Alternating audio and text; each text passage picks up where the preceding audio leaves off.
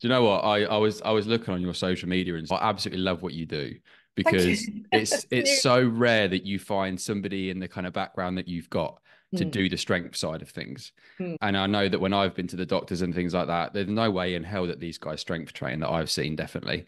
So yeah, it's amazing what you do. And I think that's so cool because like you said before, I think if you can if you can encourage people to practice what you preach, yeah, then they're more likely to do it. You know what it's like when you're an authority figure in this industry as well. And definitely if you're seeing a lot of people in mixed niches, really, it's so mm, important, especially ladies.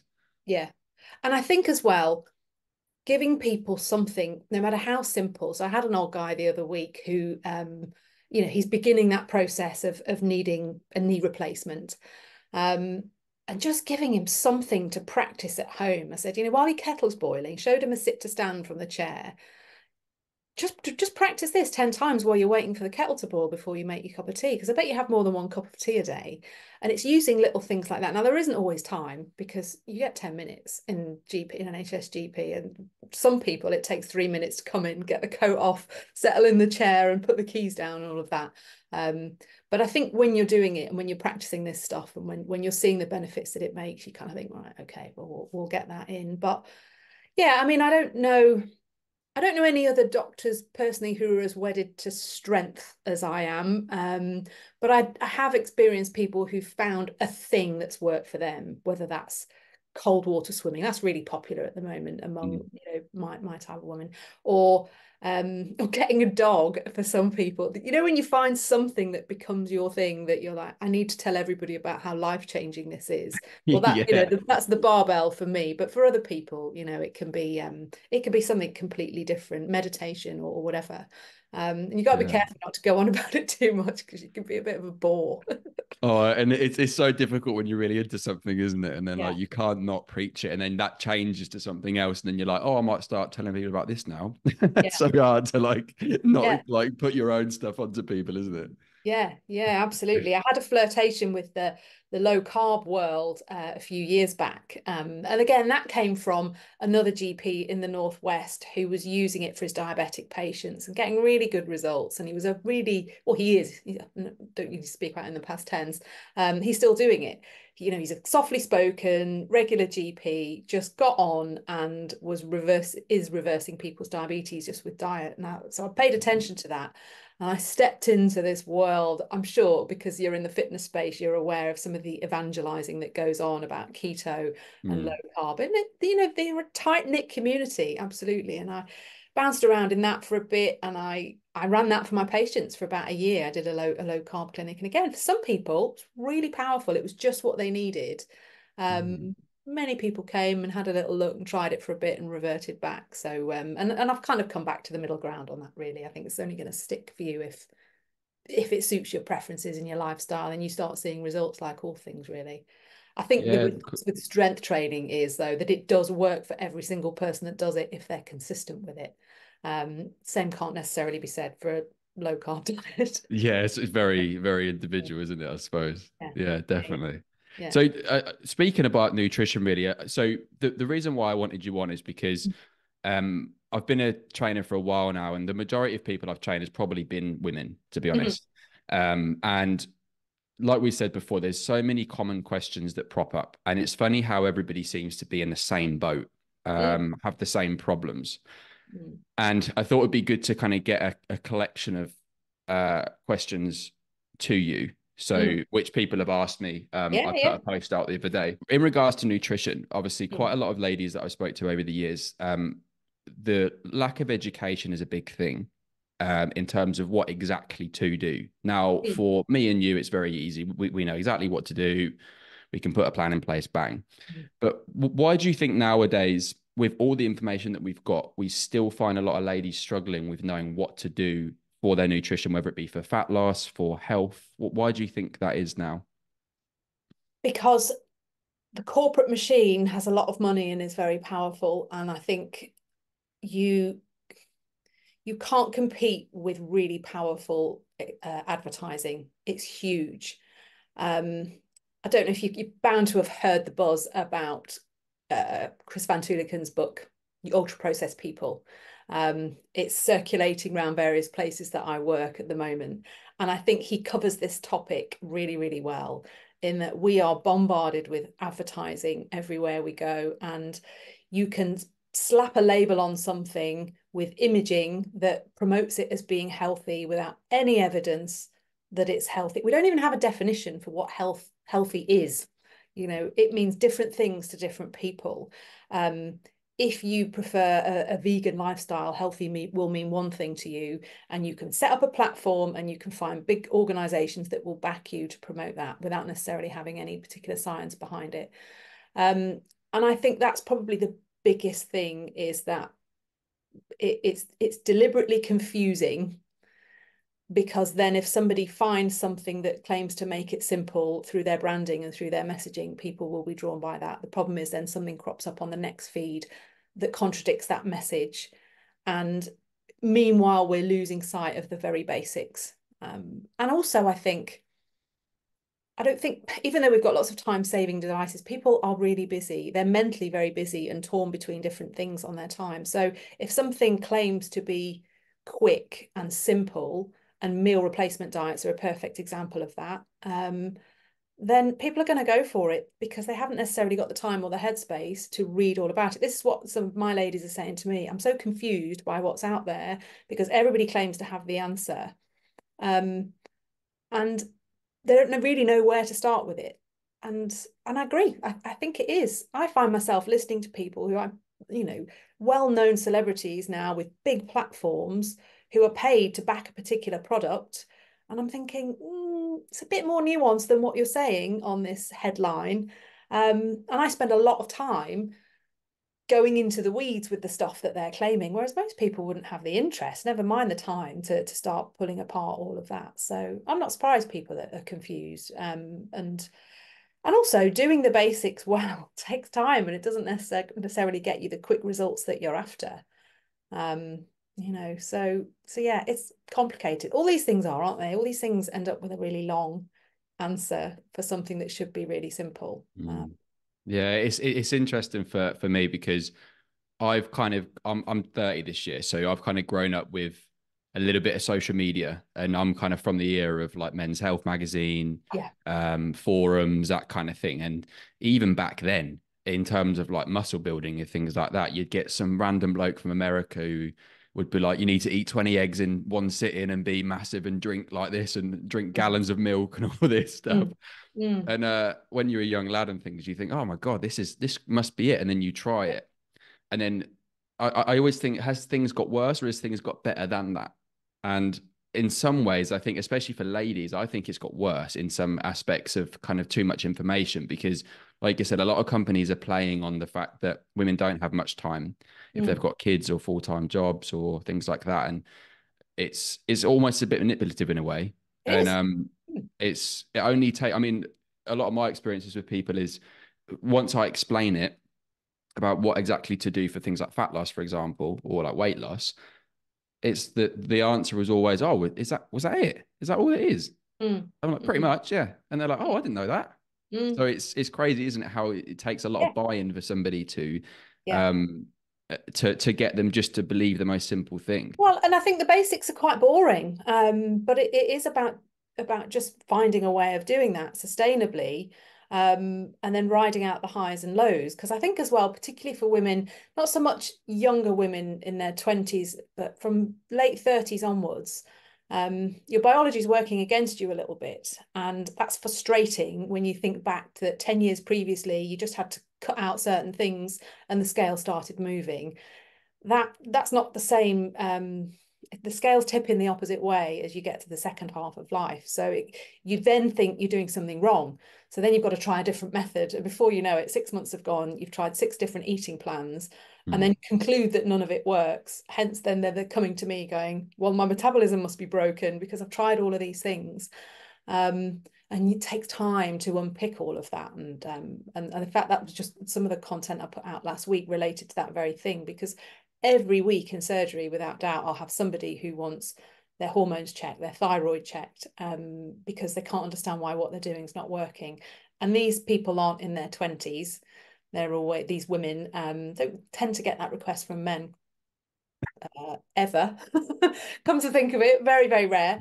Although the threshold for men to come to the doctor is totally different than it is for women for Mm. various reasons.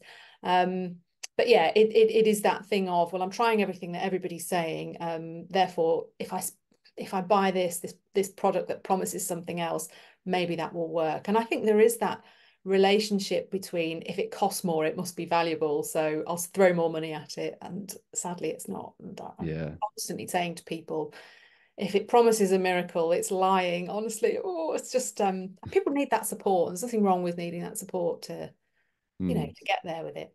Yeah, definitely.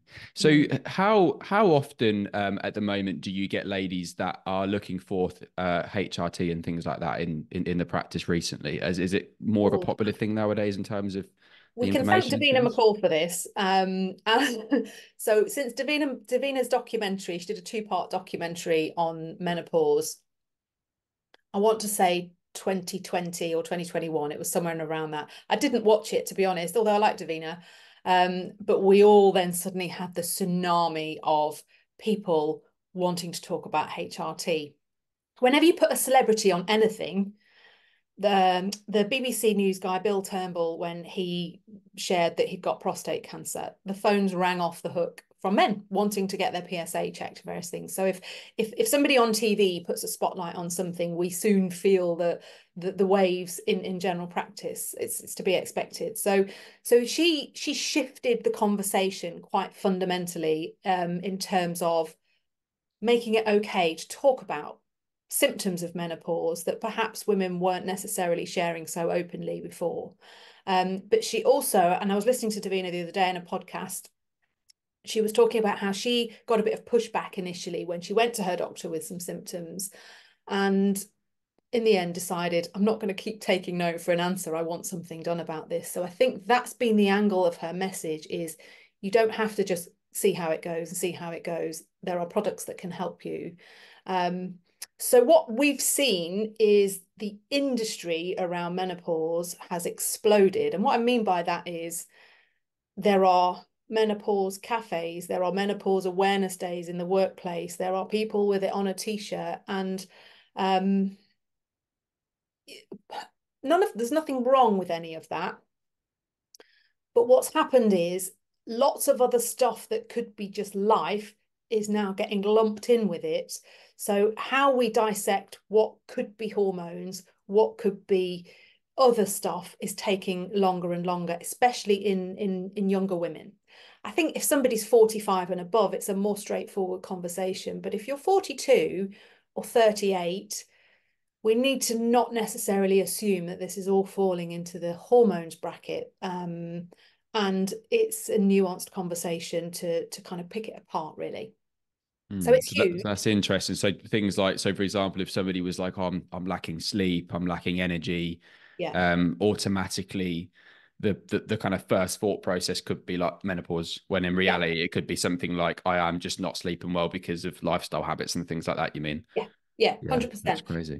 So that's the thing. One of my friends who does much more women's health in practice, because she still does more days in GP than me, was saying that she almost found it's got a bit better now, but she said she found people were almost ready to be confrontational about their need for HRT. And as somebody who's always been happy to prescribe it, she was going, okay, yeah, it's fine. If this is what you need, you'll have it. And so some of us have felt a little bit like our backs are against the wall, because women have come in thinking, I'm going to have to fight to be able to get this. Whereas actually, there's lots of us who are not going to put up a fight if that's what you need. Because in the time that I've been a doctor, it's done this. We had the days when it was, oh, we've got too many people on it, it needs to come back, and now the kind of needle swung the other way a little bit. But I think a lot of us are a bit concerned with the younger women that are coming through and have already decided, perhaps because they've been Googling and talking to people, and they've decided that their symptoms must be related to their hormones, without necessarily taking stock of all the different plates that they've got spinning, and why that might be taking its toll. I mean, a typical woman who's, say, 39 or 40, who's working full time with a couple of kids and running a house and still wants to see her friends and fit all of this stuff in and not have spells when you feel absolutely shattered. something has got to give. And I think throw in a bit of other life stress that comes in and the delayed physical effects of that life stress sometimes, you know, to jump straight away and put somebody on HRT is probably, I don't think that's necessarily doing somebody a good service. If it's needed, it will work, but you still have to work hard on all those other things as well. Yeah, and I suppose even if you did go on HRT, it's not going to be potentially that magic pill that could be the fix. It could Sadly, just nothing be, is. yeah. Nothing is. There are some women. I was talking to a lady the other week who was so ready for it, although she was nearer to 50, that she described it as life-changing. But she'd come at the point when she had already looked at everything else and gone, there is nothing else explains the fact that my memory feels like it's a fraction of what it was. And she said, I literally felt like I got my brain back. But 49, 50, you've got a very different hormonal picture to 39, 40. It's not to say that some people don't go through an early menopause, and they definitely need attention. But you've just got to take that bit of time and negotiation to make sure you're dealing with the right thing. And this is why I get, you know, a bit irritated by these kind of blanket simplistic messaging that you just need this or you just need that, which, you know, clickbait headlines are so fond of, aren't they? That's the problem. Yeah, yeah. It's not like a single element, is it? That's going to be the life changing factor always, is it? No, So no, yeah. no. So if somebody is going through that, where that they do actually do have, they are going through the menopause basically, Mm. and they are on HRT, and that kind of side of it is under control. Is there what are the kind of staples that you would say would be to have in place through lifestyle factors and things to help with just kind of getting through that and just making you healthier? Again, it's the boring basics. You've got to prioritize sleep, I think. Um, and this is a tricky seesaw to balance, because there is no doubt that achieving quality sleep gets harder as you get older. Even if you just stay still, and I remember reading this in Matthew Walker's book, Why We Sleep, each decade we have to work harder just to get the same quality sleep if everything else remains equal. That's just the way our brains change as we get older. So if you throw in the hormonal chaos that is perimenopause and women for that decade, say, there'll be some times in the month when you think, oh, it's fine, I've slept great. Other times when no matter what you do, you're waking up early. Whether that's because you're hot or just because you wake up early because somebody dropped a pin outside the door, you know, those things get really challenging to manage. So you can obviously only go so far, but prioritizing sleep and paying attention to the stuff that you're doing in terms of your sleep routine. Most women, as they get older, haven't met any woman my age or older yet who said that they can tolerate alcohol and sleep well like they did in their 20s and 30s, when you can drink what you want and sleep on a Mm. washing line. So you have to pay attention to that. You literally have to. I heard this menopause expert say the other day. She says, I now know that if I choose to drink alcohol, I'm choosing not to sleep. And I thought, yeah, I can relate to that. I've had that same kind of conundrum and hardly bother anymore. Mm. Um, so prioritizing sleep and looking at the things that you do that make a big difference has to be, you know, part of the equation. And then what you're choosing to eat, again, boring basics, making sure you're not overeating, particularly with the obvious highly refined carbs, the ultra processed stuff that's out there. Good quality protein, and I'm constantly surprised, as in the fitness space we take for granted that we know what good quality protein is, and most people just aren't interested enough to know about this.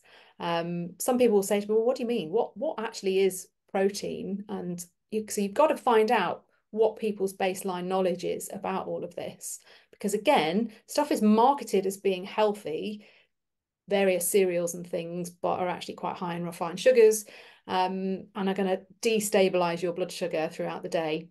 So I talk quite a lot about the value of that. And you've got to work in some exercise. And I say to my patients, and I say to all of my clients, that it's not optional. It's got to become as much a part of how you live as brushing your teeth and getting the food shop every week, even if it's just a small little kind of 10-minute exercise 2 or 3 times a week. It's got to fundamentally fit in there. Obviously, I want everybody lifting weights, and the people that Mm. work with me will be lifting weights, but I know my audience. And sometimes if I've got a lady in front of me in surgery who's got a million things going on, me telling her she needs to go away and find time to lift weights is not going to, it's not going to land very well. So you've got to know your audience, Mm. but working something in, even if it's just a body weight exercise. Um, they're the fundamentals that I think you've got to start to have in place. But I am careful to say to people, you don't need to do all of this overnight. Zoom Mm. out and look at your life, because making space in your life for this can sometimes take time.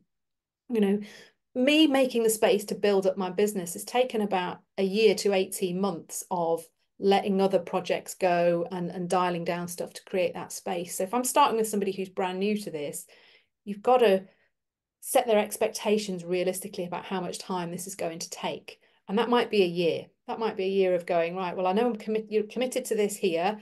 You might need to start pulling back a little bit. You might need to start working this in, because it's not a 6 week beach body fix. It's a lifestyle change. And that's the same conversation when I'm starting somebody on blood pressure pills, or maybe they're just diagnosed with new diabetes. You've got to go, right, zoom out on your whole life. Where do you want to be in a year? On more pills or off these pills and living differently? The quick fixes don't really work. And so you can see that a lot of these things are applicable to various different chronic conditions, which are all waiting down the road if you don't make these changes. It's not necessarily specific to women. It's just that women will feel the drop off much more suddenly than men that slide into it probably over about 10 or 15 years. We have this drop off, in the late 40s. Mm. That's really interesting, and it'd be interesting to see how many people actually do these basics. I know a lot of ladies are, well, not so much nowadays because obviously they're training differently, but I know just the kind of bare minimum, the bare minimum exercise, like could just be like you said, a 10-minute Yeah, body weight blitz. It doesn't require much output, just yeah. moving, just get yourself I mean, I always say to my clients, it doesn't matter what we do, at some point it's just move, whether Mm, that be put a little step workout on YouTube for 10 minutes, mm-hmm. and just step on the spot, Yeah. just something just to get something moving. Because I think I always use the analogy a lot with people over the years of like, um, if we don't give our body what we're designed for, then we're never going to be able to get what was actually Mm, the kind of benefit of what it's for. If we're kind of constantly not moving and we're under stress, we're mm, not designed to do that. So if we start to just give it what it's designed for, bare minimum, just getting some blood flow going, mm, then you're mm. going to eliminate a lot of the problems as it is. Yeah. And you're going to start to feel better. And I think this is the thing. When I ask people, well, why is it you want to lose weight? The next thing they say 100% of the time is they want to feel better. Well, there's other ways to feeling better than just losing weight, moving your body. I found this fascinating. I read this book on evolutionary psychiatry. That's the level of nerdiness that I go into this. But he explained why we are biologically wired to feel better when we move, because if we weren't, we wouldn't have evolved to move to find food. So we have to get this kind of dopamine hit from movement to remind us that we need to move in order just to find food, which explains why, even if you've only lost a few pounds, but you're moving regularly, people will feel better, they'll sleep better. The difficult sell is people, and the amount of eye rolls that I've had over the years when people have come in and gone, I know you're going to tell me I need to lose weight, and then I don't even need to say it. But once they actually start to experience it, 100% of the time they'll come back and go, oh yeah, you feel better, don't you, when you do this? But you needed to feel that for yourself. I had this lovely patient once. I remember I didn't see her for a long period of time. She'd had a really difficult history with cancer quite young, lots of surgeries.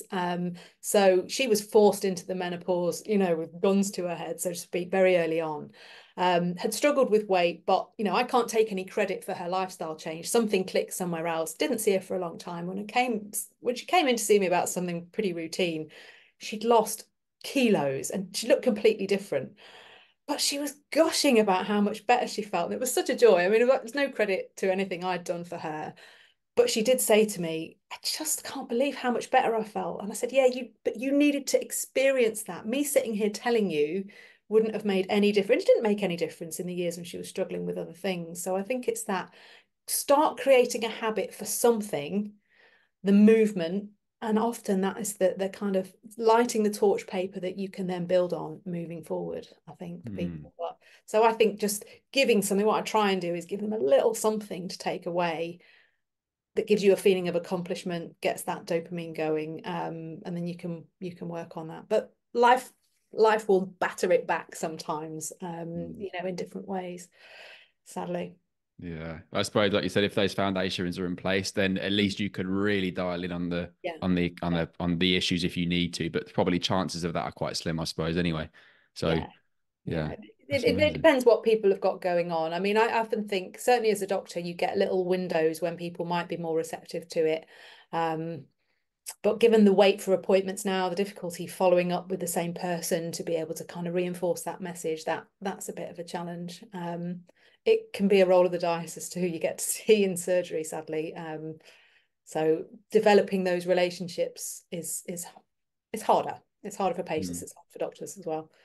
So on a side note of that, I know we briefly spoke about it on our email the other day, but there's obviously been a massive hit of the holistic stuff at the moment. Really big kind of boost of the kind of, as you said, natural remedies. Mm. um, what is your view on things? Well, the natural remedies I'm talking about are kind of the kind of like mushroom world that's taken a big boost. Mm. Do you find they have a use, or do you find with your medical background they're a bit kind of taboo? What's your view on those? It's not so much that they're taboo, and probably you'd find most doctors would answer this like I'll answer it, in that, in terms of space and time to learn about these things, most of us don't have it. But also, what this industry relies upon is personal accounts rather than scientific data, because they really can't collate any scientific data. What you tend to find is that a small study might look quite favourable, and so it gets amplified in terms of how beneficial it will be. I'll give you an example.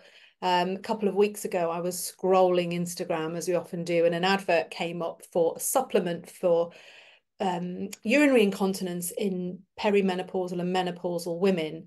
And this company had obviously been on Dragon's Den, which I don't watch, but that caught my attention because it said, as seen on Dragon's Den. The product they were marketing is made from pumpkin seed extracts, and they were claiming that it was scientifically proven. And it just happened that I was next to a computer and I had a little bit of time. I thought, I'll have a look at your scientific evidence. It was so weak in a small study. This company have got doctors on their board. So there's obviously, they're trying to go with this being scientific, and it may be, but the science was really, really weak. And but they've got a big platform now. They've got on TV, they've had that, almost, I wouldn't say celebrity effect, but they've had the platform of the TV. So consequently, what they're claiming is that something to do with pumpkin seed, some sort of extract in pumpkin seed, can help your bladder function. I can't advise that as a doctor, knowing that there isn't the scientific proof to show that this works time and time again in a number of people and doesn't, in doing so, cause harm. You could probably eat some pumpkin seeds every day and get the same benefit if it's that good, but that's not the marketing angle. So to be able to confidently say to someone, I think this thing is going to do you, on balance, more good than harm, we have to come back to whether there's any robust science behind it. And the stuff in the alternative health industry just doesn't have that. It doesn't have it. And interestingly, I have the slight same conundrum with chiropractors and osteopaths. Now, I was speaking to somebody who comes to my in-person class last week who had a neck issue that was fairly acute, and an osteopath had sorted it out. And I thought, wow, you know, I've my fair share of neck issues. I'd love it, but I can't understand what they do. And we can't use those services on the NHS because there's still not the body of science to show that there's enough evidence to do more good than harm. Doesn't mean that there's not some great people in that profession doing things out there that are really helping people. The same for the supplement and the alternative health industry. But it's just, how do you weigh up the risks and harms? And given that I'm looking at somebody with all their other confounding medical issues that are going on, I have to be absolutely sure I'm not going to cause that person more harm than do good. That's always what we're thinking about as doctors: do no harm. So it gets really difficult to be able to make any recommendations in the alternative products. And so most of us will just go, well, okay, what is it that you're trying to achieve? And there is this issue of feeling that if something's more natural, it must be better. And that there's just nothing to back that up. I mean, ultimately, cancer is a natural phenomenon at the end of the day. You know, magic mushrooms are a natural phenomenon. You wouldn't want them, you know, ordered from Amazon and try and, you know, drive your car to work and that kind of thing. So something being marketed as being more natural is a bit of a red flag if you've not got science to back it up. So that's a very doctor defensive attitude, isn't it? I know, but I think No, not at all. No, most not at people all. with a medical registration would stand behind that and just say, look, you know, you either want something that works, it's got science behind it, but you're free to browse Holland and Barrett and Amazon. I think, you know, vitamin D is another good example in that there's some decent evidence now that most people would benefit, most people in this part of the world over the winter would probably get more benefit than harm from taking a bit of extra vitamin D over the winter when we're not exposed to enough sun to make it up. So the assumption from that is, well, I'll take a bigger dose then and it will be even better because more must be better. Then you run into problems of vitamin D toxicity because it's a fat soluble vitamin and we store it. And suddenly people are having to backpedal from this kind of assumption that, well, more must be better then. Never mind your standard off the shelf Tesco dose that I usually say to people, just grab some with your shopping. It's really cheap and readily available. You don't need to get fancy big doses unless you're really deficient, and then we will prescribe it. But yeah, some people will just naturally think that, well, I'll get a bigger dose and that'll be even better. And it really isn't the case. You know, the dose decides the poison, as I think I said, with everything. You know. Do you know, I could never stand when I used to talk to new clients and then I used to get them on and then they'd go straight to Holland and Barrett and spend 200 quid on things they Yeah. didn't know they needed. And I was like, no, don't get a refund. Did you get a receipt? And they're like, no. I'm like, Yeah. no. Yeah. Yeah. And the other thing, and I do this with prescription medications as well, is that if you start a load of stuff at the same time and you feel better, oh, which one is it? You've backed yourself into a corner of buying all of those things all over again. So I think there needs to be a bit of strategy about, okay, well, if I am going to start taking magnesium to see if it helps my sleep. And this is an interesting one, actually, because I think there is some mixed data about the role of magnesium. I'm just experimenting with it myself at the moment. But if I'd started that at the same time that I'd started 4 other things, well, how do I know which one is going to help? So, you know, just kind of putting the brakes on a bit and going, what am I trying to achieve? What problem am I trying to fix here? And let's have a strategy and a period of time on it. And I do this with HRT as well. If somebody says, well, I'm not sure if I need it, am I ready for it yet? Do I need it? Okay, let's decide what problem we are trying to address so that you're clear about the objective. Have a trial. If you're not sure, stop it. And let's see what happens either side of that trial period. And you know, you can do that with various things because you know, sometimes things will feel better just because of that expectation effect of starting something.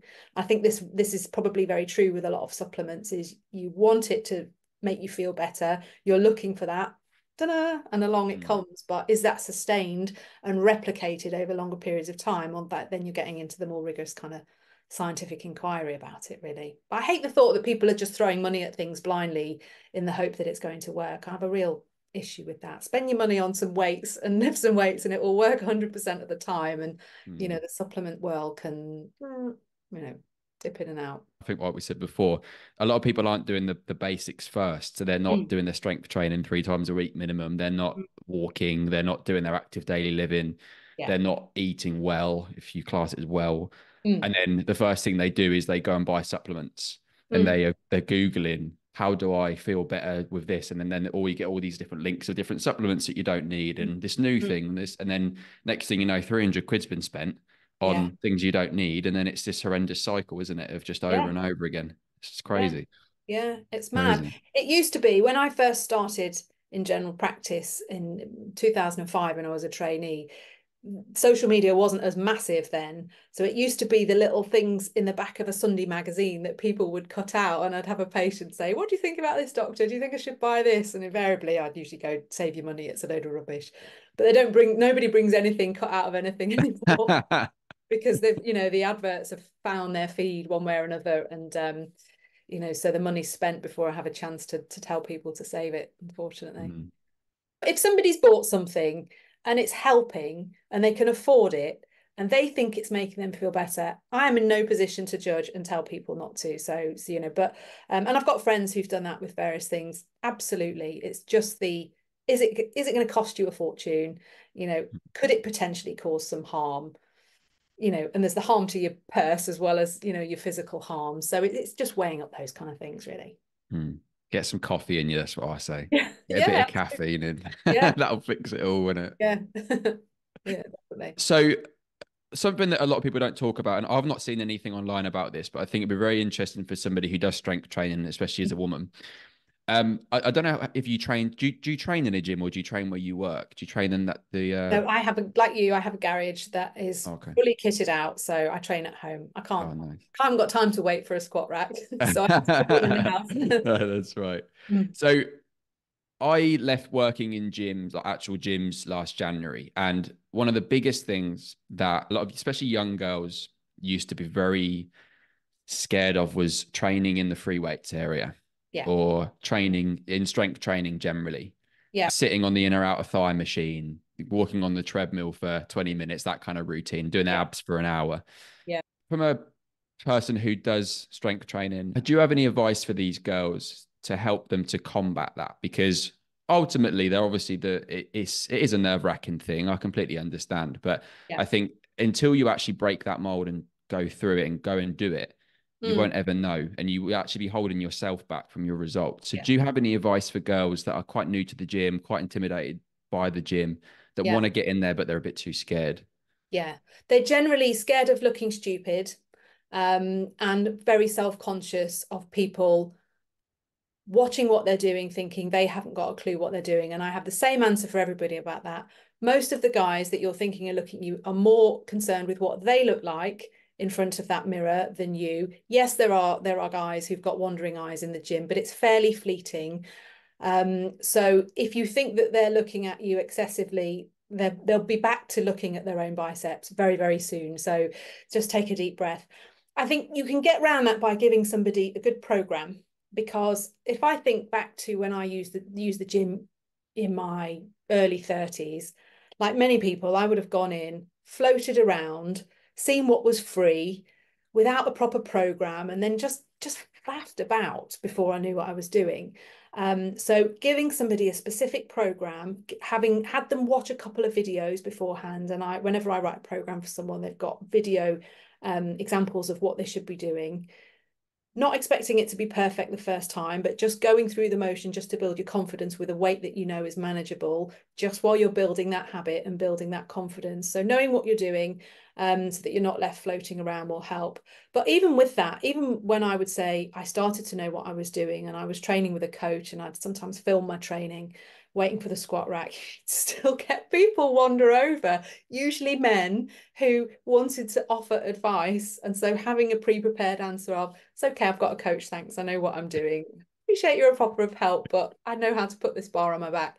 That still goes on all of the time. And I think warning people that that might happen, and giving them a stock answer, because that still goes on very much. But it is a massive barrier. I will tend to get people practicing with stuff at home beforehand. If they're not sure how to do, say, a goblet squat, then just practicing with something at home in front of the mirror or doing a bit of filming, so that you can have my reassurance, perhaps, that you know what you're doing beforehand. Um, but yeah, it's just that practice and that reminder that it's, most people are busy looking at themselves, I think. But it is difficult in the free weights, and depending on the time of that you can get to the gym. If you're at work all day and you can only get there at 6 o'clock when it's really busy, and there's guys on all the benches with collecting dumbbells around them, and you need that set that they've got, then yeah, having an alternative that you could do in place of that, because you feel too new to be able to go, actually, can I borrow those now? um you know, these are real challenges for people, and some women just won't join a gym because of that. um so getting a couple of pieces of equipment to have at home and get started at home, I think, will sometimes help. Yeah, definitely. I think that the only way to do it is just by doing it sometimes, isn't it? Just ripping the plaster off and just trying it. And Yeah, then when people realize it's not so bad. yeah, I mean, I used to work in a gym, and it was kind of a commercial gym, if you call it that way. But you would look at those gyms and you would think, oh, these would be the most scary gyms to walk in. Everybody would be judging me, but it was the best gym I've ever been to. It was only a little council gym. It was Right. amazing, just in terms of Yeah. atmosphere. You would get Yeah. guys that would look good, look big, whatever, the kind of intimidating people that people are worried about. And they'd be Yeah. amazing with a lot of young girls, if helping Mm. them, showing them if they've done something wrong, but in a way that's comfortable. Yeah. And then how we had our staff structure, we all linked in really well together. So there was always a very big turnaround of people going from fearful of the free weights area Mm. to being comfortable in it and actually thriving in it, to be honest. But Mm. it's a common question that's always propped up, and I've always seen, as I said, from being in it, and I'm sure you have as well, of people not achieving their goals because they're afraid to kind of do things Yeah. like that and push themselves. And I think it's ends up being um a kind of common theme. If you don't push yourself in this thing, where else will you not push yourself? Mm. Is it, Mm. you're not going to push yourself when the going gets tough with your nutrition, Yeah. with lifestyle factors, with stress? I think if you can push yourself in an environment like that, even as simple as just going into the free weights area and just stepping foot into it, Yeah. that's going to bleed into every other part of your life where you do find struggle, I Yeah. think personally. Yeah, So, you get the most growth in the stuff that challenges you. Absolutely. I'm trying to get this across to my teenagers at the moment. In that actually, yeah, you can't just avoid something because it feels uncomfortable. And I think if I think about the many gyms that I've been in and coached in, it's people actually aren't judging those who you can tell are new and are nervous. The ones you're generally laughing at are the ones who think they know it all. And as a coach, you've got a fair idea of what they're doing. And you think, well, you think you know what you're doing. And actually, that squat is this deep. And, yeah. so I've never come across anybody harshly judging people who you can tell are new and look a little bit intimidating. You just don't. It's a bit like watching somebody struggle to cross the road. You don't tend to laugh at them. You're more likely to just go, do you want a hand here? Or actually, should we go together? I think most people are pretty decent, really. Oh, I love that analogy. That's the way Yeah. I'm going to use that. I'm going to steal that. Yeah. That's amazing. I love Feel that. free. That perfectly sums up a view from a coach's perspective on that matter. I think. Mm. I Mm. think that definitely sums it up, because it's similar to the kind of weight loss thing, isn't it? Of as soon as you know it, that actually losing weight makes you feel better, you finally know what we're talking about. Mm. And I think if you can do that same thing with the free weights area and the kind of strength training world, until Mm. you do it, then you'll actually realize what we mean, and then you can see our perspective. So over the years, I've dealt with a few ladies and, well, men as well, really, that have type 1 diabetes or type 2 diabetes. Mm. Now, without getting into the weeds of all of that jazz, because that could be a separate podcast on itself, I suppose, couldn't it? Yeah. But a big theme I always found, and a couple of questions that I got asked, was strength training or resistance training, or just training in general around diabetes. Yeah. What is your experience or your advice on people who are struggling to exercise because of their diabetes? Oh, it would depend on which bit of their diabetes they feel is making them struggle. So let's say you've got a type 2 diabetic, which is by far the most common. There, there shouldn't be anything inherent about their diabetes that prevents them from engaging in decent resistance training. Because even if they're on insulin, if they're insulin, which is a much later addition in type 2 diabetes, let's say the majority of type 2 diabetics, thankfully, don't need to go onto insulin. They're managed with oral medications. There's nothing in that regime really that is likely to pose a risk for a fairly standard challenging resistance training session. And if anything, they should be embracing it, because muscle is like a sponge for glucose in the bloodstream. So you can put all these pills in the top end to try and lower your blood sugar. But if you get those muscles working, it's like turning, that's like pulling the plug out. That blood glucose is just going to get used and fueled for all of that resistance training. However, if somebody's got complications from diabetes, if they've got a neuropathy, or they're having something that's altering their day-to-day functioning, then that may well be a little bit different in terms of getting a bar on their back, or them being able to cope with a heavy deadlift. But I haven't come across that in any clients, because usually when people are at that, sadly, that later stage of diabetic complications, they're probably not training regularly, because you just don't tend to see that, if I'm honest. Hmm. In terms of type 1s, and managing blood glucose. Again, most type 1s now have got fairly decent access to continuous glucose monitoring, and will soon start to see the impact that a weight training session has on their blood glucose, and should be fairly capable of managing that accordingly. What's interesting is, as the body's demand for glucose goes up, and the liver will detect that when you start weight training, sometimes there will be a spike in blood glucose because the liver releases it in order to fuel the training. But that's probably not that different to any kind of period of exercise, in terms of the body's demands and tapping into that, trying to regulate blood sugar for the needs of the activity. But with a type 1, obviously, who can't produce their own insulin, they've got to be able to manage that around it. It's really interesting. I remember reading this article about what happens to your blood glucose when you're doing heavy weight training. And it was absolutely fascinating. I wish I could remember the details of it now, but I remember finishing reading it. And this was when I was running my low carb clinic, and thinking, these people have got to start resistance training. It's just such a win-win for anybody who struggles to control their blood glucose, definitely. So I think, yeah, if it's just the diabetes per se, there shouldn't be any major barriers to it. If you're into the realms of diabetic complications, or your insulin is unstable, then that obviously needs to be the priority first. And they should be having a coach to advise them about that, certainly. Interesting. In terms of the intensity to go, I suppose it just depends on obviously the actual intake going into their body as well through food and stuff. But in terms of the intensity through the resistance training, is there a kind of minimum that they should be doing, or maximum they should be doing, in terms of, so if you look at it as like RPE, so if people that don't know, scale of 1 to 10 basically of how hard it is per exercise, how would you recommend that they monitor that through their sessions? Because obviously they don't want to be going too mad, do they, depending on obviously intake?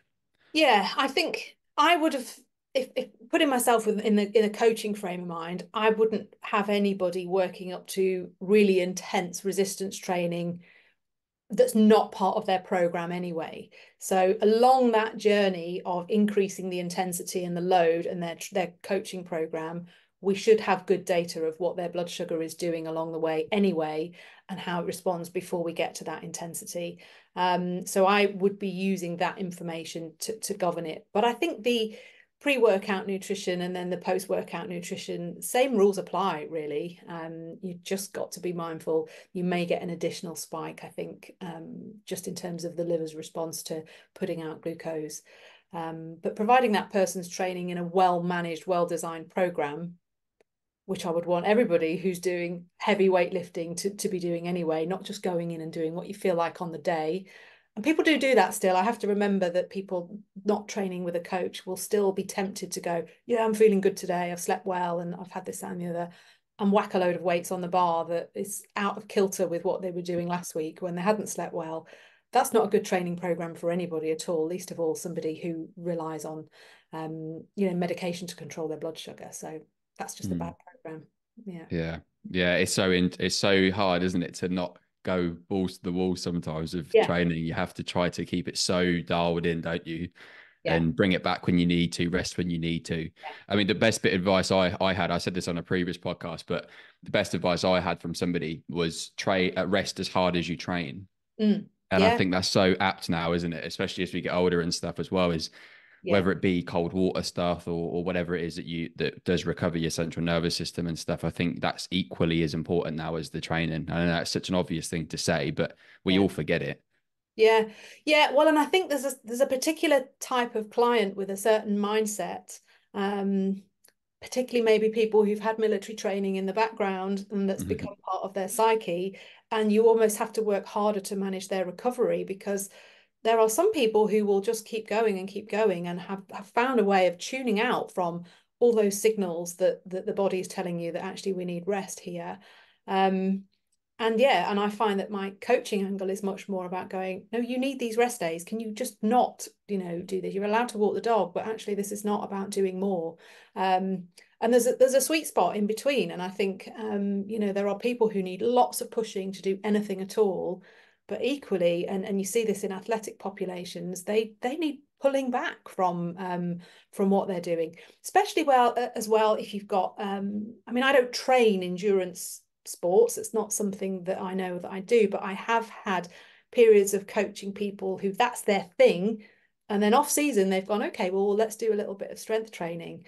And the mindset is very, very different, but trying to get people to do a resistance training session and appreciate that you're not going to leave this necessarily feeling like you've poured everything into it. You should be walking out of here, and it's the recovery that we manage to be able to come back to it. So yeah, those people need pulled back the other way, definitely. Yeah, it's Mm. interesting. Oh, this Mm. has been great. I like it. Yeah. I like it. The mindset side of it, honestly, I constantly find fascinating. And that's what I love about coaching, is that there's no one coaching style that's going to work for all of my clients. You know, that I've got the full range of people that that need the different approaches and stuff. As they do, I suppose, as a doctor as well. There are some people who will go, just give it to me like it is. Don't dress it up, you know. Mhm. And then other people that almost can't bear to have the full force of what their results are showing. You know, the skill is knowing who the person in front of you is, and fine tuning for that, definitely. That's right. I think it's being a people coach, isn't it, more than anything? Yeah, yeah, That's it. And then secondary is the fitness stuff. yeah, Definitely. yeah, Yeah. definitely, yeah. 100%. It's how you can get somebody to do something for 6 to 12 months, isn't it? As Mm. opposed to 12 weeks. Yeah, yeah, yeah, Yeah. certainly. I think, but also being upfront about that from the outset is that, you know, we can get you going in 6 weeks, but your habits probably aren't really embedded and part of the fabric and wallpaper of what you do week to week. And some people will drop off. Tell people a little bit about, I mean, we briefly said it a second ago or earlier at the start, but tell people a little bit about what you do and what you're currently doing at the moment. Okay, so I'm still a normal GP in the NHS. I don't do it as many days as what I used to, but I still have that foot in the door, and I'm no plans to change that. I just do normal general practice. I have some additional qualifications in diabetes, but I don't wouldn't say that I use them particularly now. Diabetes is managed very well in general practice by diabetic nurses, and most of us will just let them get on with it. I work as a GP appraiser. I've done that for a few years. We have to have an annual appraisal as a GP to make sure with somebody independent from where you work, just to make sure that, you know, you've got some outlet and you're learning and developing. So that's a requirement to maintain your registration. So I do that.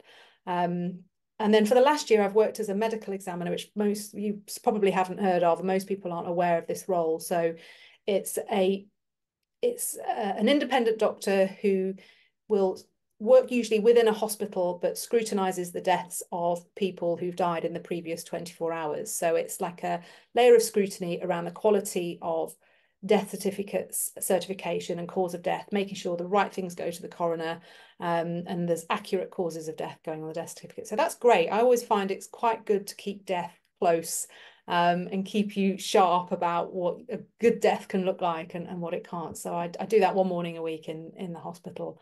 And then all the rest of my time now is my coaching practice. So I do some in-person coaching, as I was saying, at a studio, which is a community interest company that provides activity on referral, and we will coach anybody. We've got seated rehab classes, there's pool rehab. I do the strength training there. We've got the full range of people right up until their mid to late 80s, with all sorts of things. I always think that there's a dose for everybody, no matter what you've got going on. Even if you're bedbound, well, unless you're quadriplegic, you could still do something with your upper body. Hmm. So I do that in person. I don't really do any one-to-one PT because it just I can't fit it in, for the amount of time it takes and to get the consistency. I can't fit it in. So my one-to-one stuff is all just done through online prescription strength, which is great because I can reach more people, and manage them. And most people, whether you are at home with no equipment, you can still get going, or whether you've got a gym or you've kitted out your garage, I can, you know, I will give somebody a program to get them going. I'm fairly wedded to the kind of barbell logic starting strength method. That was my entry into the barbell training world, and I'm still loyal to that as the probably the best method there is for getting someone to be the strongest version of themselves. But I also recognize that some people will be able to get strong without ever picking up a barbell and need coaching and support in order to do that, really. So So I love it, but it's getting that balance right between these two worlds of medicine and coaching, and not, I don't pitch to my patients. I think that would be inappropriate. I wouldn't ever want somebody to feel there's a bit of a power imbalance, isn't there? You know, if you went to see a doctor next week who recommended that you really ought to take this supplement and this is a supplier online, I'd immediately be thinking, are you getting paid for this? So I think we've got to be really respectful of what we're recommending to people as a GP. So from that side of things, I keep it separate. But equally, I'm, building up a business, and so I'm going to say things online. If people happen to see it and see me as a doctor, well, I can't really prevent all of that. Yeah. It's challenging. Ah, I like it. Mm. And where can people find you? Prescription Strength, is that right? Yeah, I've Yeah. got, a small website and a Facebook business page and an Instagram profile, and it's like all of us, it's the having to feed that machine a little bit, and give people a flavour of what it is that I can offer, really. I think certainly when I take new clients on, the way I tend to explain it is that I can't separate myself from my 20 years of being a doctor, and I wouldn't want to, but I don't sell medical advice. But if you have a medical issue that is one of your major barriers, then I think I'm in a reasonable place to be able to find something that could work for you.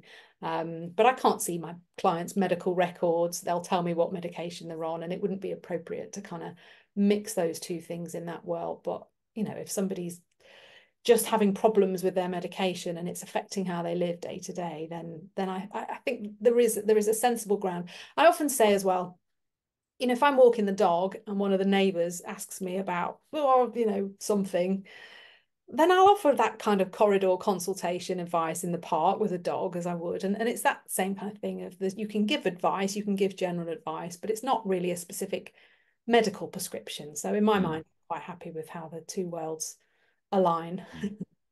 Well, it's like I said at the start, I think it's brilliant. I think, as I said, we don't get many GPs that do strength training and do really in kind of practice what they preach. So I think it's amazing. So I think you're doing a really Yeah. good job. Thanks. Well, I'm It's banging really the cool. drum, and eventually, hopefully, people will listen. Yeah. Thank you very much for coming on. I really Pleasure. appreciate it. Pleasure. Anytime.